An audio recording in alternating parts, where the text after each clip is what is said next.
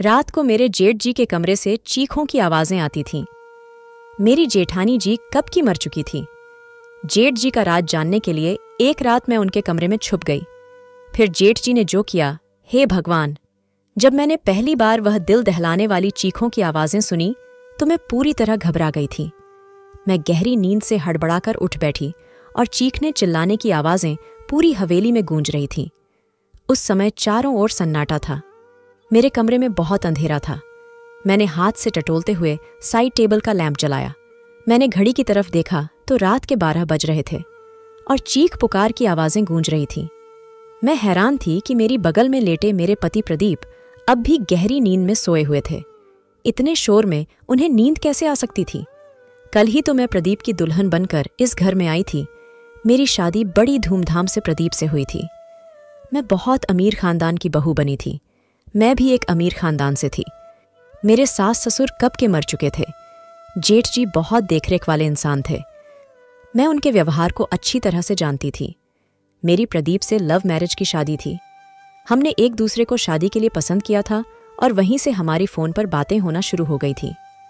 हम दोनों ही अमीर खानदान से थे, इसीलिए किसी को भी इस रिश्ते पर ऐतराज नहीं हुआ। मेरी शादी की पहली रात थी और उसी रात मैंने चीखें सुनी थीं। एक लड़की की चीखों की आवाज़ थी, जैसे वह अपनी मदद के लिए किसी को पुकार रही हो। पहले तो मैंने सोचा कि कमरे से बाहर जाकर देखूं कि आवाज़ें किसकी है। कौन है जो इस वक्त इस तरह तेज आवाज़ से चिल्ला रहा है? लेकिन मैं एक दिन की दुल्हन थी, यूं कैसे मुंह उठाकर कमरे से बाहर निकल सकती हूं? आधा घंटा यह आवाज़ गूंजती रही। उसके बाद शांति छा गई। मुझे प्रदीप की नींद देखकर हैरत हो रही थी। वह इतने शोर में कैसे सो सकता था? लेकिन कुछ देर बाद आवाज़ आनी ऐसे बंद हो गई थी जैसे कभी शोर हुआ ही ना हो। मैं दोबारा से लेट गई और अब मेरी आंखों से नींद कोसों दूर जा चुकी थी। मेरा दिमाग बार बार उस चिल्लाने वाली लड़की की तरफ जा रहा था। कौन थी वह और वह ऐसे क्यों चिल्ला रही थी और उसकी आवाज़ पर सब लोग क्यों खामोश थे? फिर मुझे कुछ डर सा महसूस होने लगा था, क्योंकि जहां यह हवेली बनी हुई थी वहां आसपास केवल जंगल थे। गांव तो 3-4 मील की दूरी पर था। मैं कुछ दिनों के लिए गांव आई थी, क्योंकि मुझे रहना शहर में ही था। शादी से पहले मेरी यह बात तय हुई थी और शहर में भी इन लोगों का बंगला बहुत खूबसूरत बना हुआ था और हवेली तो इतनी बड़ी थी कि ना जाने कितने कमरे बने हुए थे। यहाँ का बगीचा बहुत बड़ा बना हुआ था। मुझे तो इस हवेली में घुसते ही किसी महल जैसा लगने लगा था। मैंने बस थोड़ी सी नज़र डाली थी, लेकिन यहाँ की अमीरी देखकर मेरी आंखें चौंधियां सी गई थीं। मेरा कमरा फूलों और कैंडल से सजाया गया था। मैं खुद पर जितना भी गुरूर करती उतना ही कम था। हम दोनों को देखकर सब दिया बाती की जोड़ी कहते थे। मगर आज की रात जो कुछ मैंने सुना था, मेरे दिमाग ने काम करना बंद कर दिया था ना। जाने कब सोचते सोचते मैं फिर से नींद की वादियों में खो चुकी थी। सुबह प्रदीप प्यारी सी मुस्कान लिए मुझे जगा रहा था। कहने लगा, उठ जाइए मैडम जी, यह दिल्ली नहीं है जो आराम से चादर तानकर सोई रहोगी। मैंने धीरे धीरे आंखें खोली तो वो उठ चुका था। प्रदीप बिस्तर से उठकर अपने कपड़े निकाल रहा था। मुझसे कहने लगा कि तुम्हारा सामान ड्रेसिंग रूम में पड़ा है, वही पहनना है। वह मुझसे कहकर वॉशरूम में चला गया। मैं बेड से उठकर बैठ गई। पहले तो मुझे ऐसा लगा कि रात वाली बात शायद मेरा कोई वहम था। मैं वही बात सोचते सोचते ड्रेसिंग रूम में चली गई, जो मेरे ही कमरे में बना हुआ था। इतना भारी भरकम जोड़ा देखकर मेरी आंखें फटी रह गईं। मैंने फ्रेश होने के बाद बहुत ही मुश्किल से उन कपड़ों को पहना था। प्रदीप कमरे से जा चुका था तो कुछ लड़कियां मुझसे पूछकर मेरे कमरे में आई और मुझे जेवरात पहनाने लगी, तैयार करने लगी। जब मैं आज सज धज कर बाहर आई तो मेरे जेठ जी सामने कुर्सी पर बैठे थे। उन्होंने मुझे देखा और मुस्कुराने लगे। फिर मेरे पास आए और मुझ पर हजारों के नोटों की बारिश करके मेरा स्वागत किया। फिर मुझे बाहर ले गए, जहां गांव की औरतें मुझे देखने के लिए मेरा इंतजार कर रही थी। गर्मी और धूप में ना जाने कब से वह मेरी एक झलक देखने के लिए बैठी हुई थी। मेरे जेठ जी कहने लगे, यह हमारे घर की नई मालकिन है। प्रदीप की बीवी सभी औरतें मुझे नमस्ते करने लगी। मैं थोड़ी देर से ज्यादा वहां रुक नहीं पाई थी। तेज धूप ने मेरी हालत खराब कर दी थी। जल्दी जल्दी में अंदर गई और अपने कमरे में ऐसी ओनन करके बैठ गई। पूरा दिन लगातार लोगों का आना जाना लगा रहा। प्रदीप से मेरी मुलाकात बस रात को हुई थी, वरना वह पूरा दिन मर्दों के साथ ही रहे थे। गांव के कुछ और ही रस्मों रिवाज होते हैं। पति पत्नी आपस में कम वक्त और दूसरों के साथ ज्यादा वक्त गुजारते हैं। यही मेरे साथ भी हुआ था। रात तक मैं थकान से चूर हो चुकी थी, इसलिए लेटते ही मुझे नींद आ गई और प्रदीप मुझे कहने लगा कि गांव के माहौल से तुम परेशान हो गई हो। वह मुझे प्यार से देखने लगा। फिर मैंने आंखें खोली और थोड़ा सा मुस्कुरा दी। मैंने कहा, प्रदीप, बस जल्दी से दिल्ली वापस जाने का सोचो। मुझे ऐसे माहौल की आदत नहीं है। मेरी बात पर ना जाने क्यों प्रदीप की मुस्कुराहट गायब हो गई थी। फिर वह बेड पर टेक लगाकर बैठ गया। कहने लगा, अभी तो ऐसा मुमकिन नहीं है, लेकिन मैं कोशिश करूंगा। मैं नींद में होते हुए भी पूरी आंखें खोलकर उसे घूरने लगी। प्रदीप, मैं गांव में 2 दिन से ज्यादा नहीं रह सकती। यह तुम अच्छी तरह जानते हो।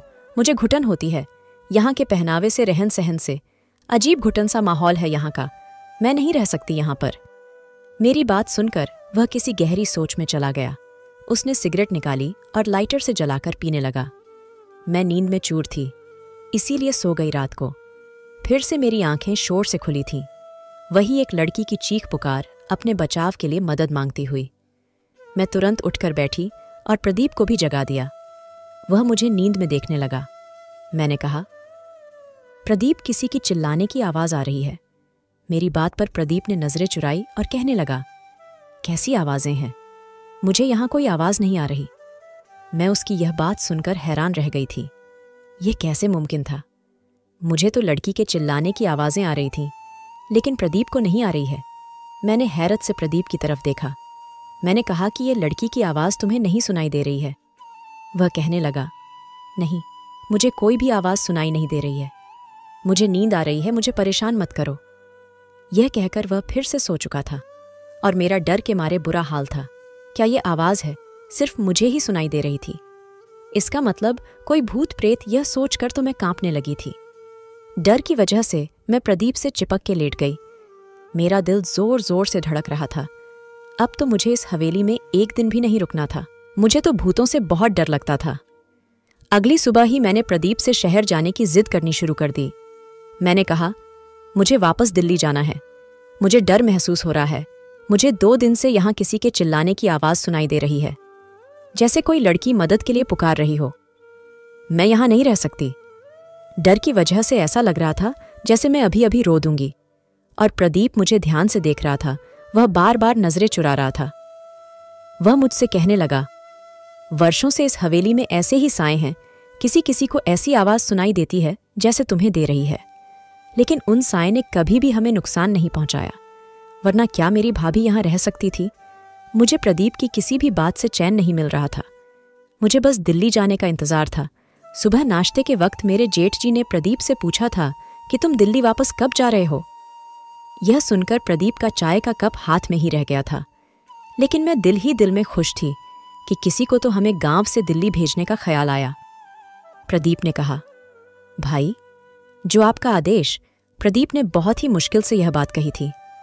वह अपने बड़े भाई से बहुत डरता था। जेठ जी कहने लगे, आज शाम तक तुम दिल्ली जाने की तैयारी करो। वहां के काम देखो जाकर। मैं तो खुशी के मारे फूली नहीं समा रही थी। मैंने जल्दी से चाय खत्म की और कुर्सी पीछे खिंचकर खड़ी हो गई तो मेरे जेठ जी मुझसे कहने लगे, बहू, आज तुमने नाश्ता ठीक से क्यों नहीं किया? मैंने कहा, मुझे अपनी और प्रदीप की पैकिंग भी करनी है। शाम तक जाना है तो टाइम लग जाएगा। मेरी बात सुनकर जेठ जी प्रदीप को घूरने लगे और कहने लगे, तुमने बहू को यह नहीं बताया कि अब वह यही रहेगी। यह बात मेरे दिल पर लग गई थी और मैं आश्चर्य से प्रदीप की तरफ देख रही थी। वह कहने लगा, मैं भूल गया था भाई। मेरे जेठ जी फिर मुझसे कहने लगे, बेटा, तुम अब हमारी इज्जत हो और हमारे घर की औरतें हवेली से बाहर कदम नहीं रखती। तुम यहीं रहोगी। दिल्ली प्रदीप जाएगा। यह सुनकर तो मैं दंग रह गई थी कि प्रदीप ने पहले यह बात क्यों नहीं बताई। उसने यही कहा था कि कुछ वक्त मुझे गांव में रहना पड़ेगा, फिर वह मुझे अपने साथ दिल्ली ले जाएगा। मैं गुस्से की वजह से उठकर कमरे में चली गई। मुझे झूठ बोला गया था। कुछ देर बाद ही प्रदीप कमरे में आया। मैं रोने लगी। मैंने कहा, मुझे इस भूत बंगले में नहीं रहना। तुमने मुझसे झूठ कहा था कि हम दिल्ली में रहेंगे। तुम अपने भाई से जाकर बता दो। मेरी बात सुनकर वह मेरे पास आकर बैठकर बहुत ही प्यार से बोला, मैं तुम्हें अभी दिल्ली नहीं ले जा सकता। बस तुम कुछ महीने यहाँ रह लो, वैसे ही रहो जैसे यहाँ की औरतें रहती हैं, फिर मैं तुम्हें दिल्ली लेकर जाऊंगा। मैंने कहा, मैं तुम्हारे बिना यहाँ नहीं रहूंगी। रात के वक्त वह चीखों की आवाज़ मेरी जान निकाल देगी। मुझे बहुत डर लगता है। वह मुझसे कहने लगा, तुम चीखों पर ध्यान मत दो, वह जो भी है तुम्हें कुछ नहीं करेगी, यह मैं तुम्हें वादा कर सकता हूं। तुम बस कमरा लॉक रखना और रात को बिल्कुल भी बाहर मत निकलना। प्रदीप की बातों ने तो मुझे बहुत ज्यादा डरा दिया था। मैंने कहा, मैं अकेली रात को इस कमरे में नहीं सो सकती। प्रदीप कुछ देर तक सोचता रहा, फिर कहने लगा कि ठीक है, मैं भाई से कहकर एक नौकरानी का इंतजाम करवा दूंगा, वह तुम्हारे साथ इस कमरे में सो जाया करेगी। लेकिन तुम बस यह कोशिश करना कि भाई को तुमसे कोई शिकायत ना हो। मैंने इस बात पर सर हिला दिया। प्रदीप शाम को दिल्ली के लिए निकल चुका था और मैं अकेली रह गई। रात को मेरे साथ एक नौकरानी मेरे कमरे में सोने लगी थी। वह जमीन पर अपना बिस्तर बिछा दी थी और लेट जाती थी। रात को जब वह चीखों की आवाज आती तो मेरी आंखें खुल जाती। मैंने महसूस किया था कि जिस वक्त चीखों की आवाज आती थी वह नौकरानी भी करवटें बदलती रहती थी। मुझे यह शक होने लगा था कि शायद वह भी उन आवाज़ों को सुन सकती है। कई बार मैंने उस नौकरानी से चीखों के बारे में पूछा तो उसके चेहरे का रंग उड़ जाता और वह डर जाती थी। फिर ना मैं सर हिलाने लगती और कहने लगती, मैंने ऐसी कोई आवाज़ नहीं सुनी। मैंने उसके डर से यह तो अंदाज़ा लगा लिया था कि कहानी कुछ और ही है, इसलिए उससे कहा कि मैं जानती हूं कि वह आवाज़ें तुम्हें भी सुनाई देती है। मेरी बात सुनकर वह मेरे सामने हाथ जोड़ने लगी और कहने लगी, इस बात का जिक्र हवेली में किसी से ना करना, वरना बहुत बुरा होगा। उस नौकरानी की बात सुनकर मुझे जानने की चाहत होने लगी थी कि आखिर मालूम भी तो हो कि यह सारा माजरा है क्या। मैंने रात को जब वह चीखों की आवाज़ सुनी तो यह ठान लिया कि सच्चाई क्या है इसका पता लगाकर ही रहूंगी, क्योंकि कहीं ना कहीं मुझे यह यकीन हो चुका था कि यह मामला भूत प्रेत का नहीं है। रात को चिल्लाने की आवाज़ सुनकर मैं उठकर खड़ी हो गई और दबे पांव अपने कमरे के दरवाजे के पास आई और धीरे से दरवाज़ा खोला। मुझे वह आवाज़ ऊपर की मंजिल से आ रही थी। मैं धीरे से चलती हुई ऊपर चढ़ गई। वह से आवाज़ें मुझे और भी नज़दीक से सुनाई देने लगी थीं। जब मैं उन आवाज़ों का पीछा करते हुए आगे बढ़ी तो सामने कमरे को देखकर मेरे होश उड़ गए। वह तो मेरे जेठ जी का कमरा था, जहाँ से लड़की की सिखों की आवाज़ें आ रही थीं। मेरे चेहरे का रंग उड़ चुका था। मैं वापस नीचे आ गई और अपने कमरे में आकर अपनी बढ़ती दिल की धड़कनों पर काबू पाने लगी। राजीव, यानी कि मेरे जेठ जी के कमरे से आ रही थी आवाज़ सुनकर मैं यह सोच भी नहीं सकती थी कि वह ऐसे भी हो सकते हैं। उनकी बीवी भी जिंदा नहीं थी, ना ही उन्होंने दूसरी शादी की थी। दुनिया के सामने वह कितने बड़े थे। फिर वह आवाज़ें। मैं खुद से बात करने लगी। मेरे दिल में उनकी बहुत इज्जत थी। मैं उनके बारे में इस तरह से सोच भी नहीं सकती थी। मेरी आंखों से आंसू बहने लगे। मैं अपने बेड पर बैठकर रोने लगी, मेरे जेठ और औरतों के साथ। नहीं नहीं, ऐसा कैसे हो सकता है? गांव वाले तो उनकी बहुत इज्जत करते हैं। फिर यह सब क्या था? यह उनका कौन सा रूप था जो आज मैंने अपनी आंखों से देखा था? मेरी पूरी रात जागते हुए कटी थी, क्योंकि मैं उनके बारे में ऐसा सोच भी नहीं सकती थी। सुबह नाश्ते पर वह उसी तरह बैठे थे। मेरी आंखें देखकर चाय पीते हुए कहने लगे, प्रदीप ने फ़ोन पर बात नहीं की। मेरी बहू से तभी रो रो के आंखें सुजा ली हैं। उनकी बात पर मैंने कोई जवाब नहीं दिया। मैं खुद ही मुस्कुराने लगे। फिर बोले कि प्रदीप वहाँ बहुत बिजी है, शायद इसीलिए फ़ोन नहीं कर पाया। मैंने उनकी बात का कोई जवाब नहीं दिया। आज तो उनकी शक्ल देखने को भी दिल नहीं कर रहा था। कैसा दोगला इंसान था। दिन में नेक और रहम दिल बना रहता था और रात को यह सोचकर ही मेरा शरीर कांपने लगा था। मैं सोच चुकी थी कि अब उनका पर्दाफाश करके ही रहूंगी, लेकिन मैं नहीं जानती थी कि मैं अपने लिए कितनी बड़ी मुसीबत खड़ी करने जा रही हूं। जब मैंने दोबारा वही आवाज़ सुनी तो मैं फिर उसी कमरे के बाहर चली गई। कमरे के हॉल में देखने लगी तो एक 15 साल की लड़की थी। गांव की लग रही थी। उसके चेहरे से उसका दर्द साफ साफ पता चल रहा था। वह हाथ जोड़े अपनी इज्जत की भीख मांग रही थी, चीख रही थी, चिल्ला रही थी। लेकिन मेरे जेठ जी ने बड़ी बेदर्दी से उसका दुपट्टा उतार कर फेंक दिया था। मैं उससे ज्यादा नहीं देख सकती। मैं वापस पलट आई। कैसे भी करके मैंने वह रात काटी थी। सुबह होते ही मैंने प्रदीप को फ़ोन किया। मैंने कहा, तुमने मुझसे इतना बड़ा झूठ बोला। तुमने कहा हवेली में आत्माएं हैं, जबकि ऐसा कुछ भी नहीं है। वो आवाज़ें गांव की मासूम लड़कियों की है, जो तुम्हारे पिता जैसे भाई की हवस का निशाना बनती है। मेरे मुंह में जो जो आ रहा था मैंने सब प्रदीप से कह दिया। मेरी बात सुनकर वह गुस्से में आ गया और कहने लगा कि अपनी जुबान को बंद रखना, जैसे हवेली के सभी लोग रखते हैं, वरना तुम्हें राजीव की ताकत का अंदाज़ा नहीं है। जान से मार डालेंगे वह तुम्हें। मैं प्रदीप की बात सुनकर जितना हैरान हुई उतना कम था। मतलब वह अपने भाई के बारे में यह सब पहले से ही जानता था और वह भी मिला हुआ था। इस सब में मैंने फ़ोन बंद कर दिया। बुराई होता देखकर मैं ऐसे चुप नहीं रह सकती थी। मुझे बस एक सबूत चाहिए था, क्योंकि यहाँ ऐसा कोई नहीं था जो राजीव के खिलाफ एक लफ्ज़ भी बोलता। इसलिए मैंने रात होने से पहले ही बीमारी का बहाना बनाया और अपना कमरा लॉक करके अपने कमरे में बंद हो गई। मैं जानती थी कि राजीव कब ऊपर जाता है, इसलिए मैं अपनी पिछली खिड़की से बाहर निकली और पाइपलाइन के सहारे ऊपर की तरफ पहुंच गई। राजीव के कमरे के बाहर की खिड़की उस वक्त खुली हुई थी। मैं उस खिड़की के जरिए उस कमरे में पहुंच गई और उस कमरे को किसी दूल्हे के कमरे की तरह सजाया हुआ था। मैं उसी खिड़की के पास एक कोने में छिप गई। रात 1 बजे राजीव उस कमरे में आया और सामने सोफे पर बैठ गया। कुछ देर बाद उसका नौकर शराब की बोतल लेकर आया और सामने टेबल पर रख दिया। मैंने अपने मोबाइल का कैमरा ऑन कर दिया। कुछ देर बाद एक 14 साल की मासूम सी लड़की उस कमरे में आई। वह चिल्ला रही थी, बार बार यह कह रही थी कि उसे घर वालों के पास जाना है। वह नौकर उस लड़की को कमरे के अंदर धकेल कर कमरा बंद करके चले गए। राजीव एकदम आराम से सोफे पर बैठा उस लड़की की बेबसी का तमाशा देख रहा था, जो बहुत ज्यादा रो रही थी, दरवाज़ा पीट रही थी, अपने बचाव के लिए मदद मांग रही थी, जिसकी चीखे पुकार हवेली की बेजान दीवारों में गूंज रही थी। वहां के लोग इस जुल्म पर बिल्कुल खामोश थे। वह लड़की जब दरवाज़ा बजाकर थक गई तो राजीव के पास आकर हाथ जोड़ने लगी, कहने लगी, राजीव साहब, मुझे छोड़ दो, मुझे जाने दो।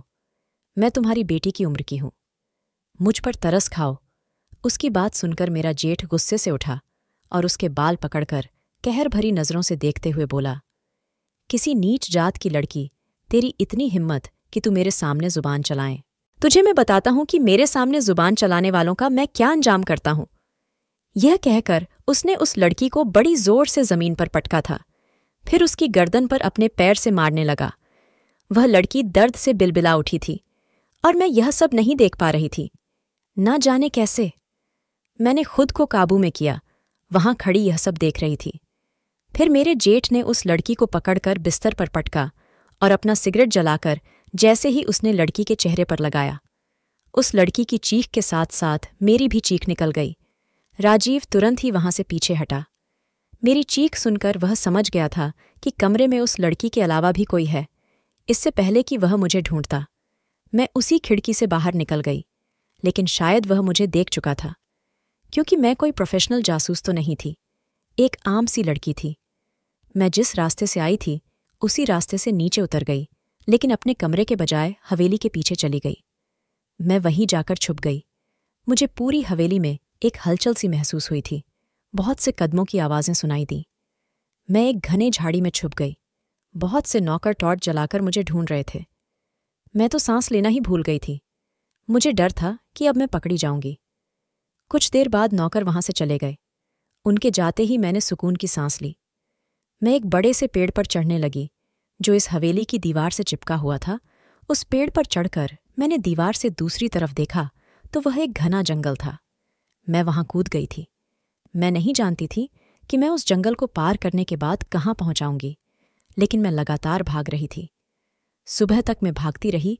जैसे ही हल्की हल्की रोशनी हुई, मैं सड़क पर पहुंच चुकी थी। उसी वक्त एक बस दिल्ली जाने के लिए वहां से गुजर रही थी। मैं उस बस में बैठ गई। पूरे रास्ते भर मैंने अपना चेहरा दुपट्टे से छुपाए रखा था। दिल्ली पहुंचते ही मैंने अपने पापा के दोस्त, जो कि आईपीएस अफसर थे, उन्हें वह वीडियो दिखा दी।